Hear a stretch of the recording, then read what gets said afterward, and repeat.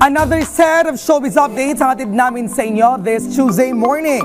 Una rito, Paulo Gumabaw, first time na aarte sa teatro para sa isang daring role. Handang-handa ng sumabak sa pag-arte sa teatro ang aktor na si Paulo para sa stage play na pinamagatang 8,000 piso.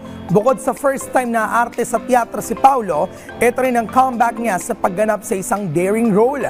Makakasama niya rito ang iba pang baguang aktor na sina John Mark Marcia Dre Arias at Juan Paulo Calma. Kung ano gusto ni Direk na ilabas namin, kung ano gusto ni Direk na gawin namin sa entablado, buong puso namin gagawin yun para sa script. I finished my bachelor's in theater arts. Wow. So, doon po ako na-discover sa mga play. So, ang difference para sa akin, mas tahanan ko kasi yung entablado. Talagang sineseryoso ko talaga. Gabi-gabi po, binabasa ko po yung script. Talaga hindi na ako natutulog. Challenging po kasi sa akin to eh. Dahil ito rin po yung siguro magiging stepping stone ko para maging isang ganap na aktor.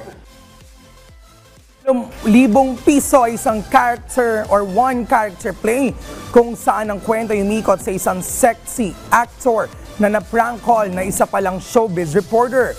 Ang play na ito ay ang kauna-unahang venture sa teatro ng Ventria Productions mula sa pagpoproduce ng mga pelikula. Isinulat ito noong taong 2007 pa ng writer-director rin ito na si Dante Balboa. At ayon sa kanya, hindi lamang basta mapangahas ang storya at mga eksena sa play dahil may aral din na matututuhan dito.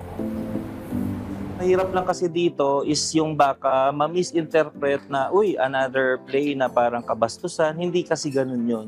So this is 50% fiction, 50% non-fiction kasi nangyari rin siya sa totoong buhay. Nung in-offer niya ito sa akin, so since baguhan lang siya, katulad ko na baguhan din na producer, so na-challenge ako.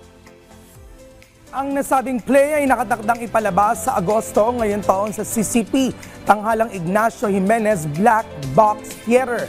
Pinaplano na rin itong dalhin sa iba pang lugar sa Pilipinas at nakaplano na rin na gawin itong isang pelikula.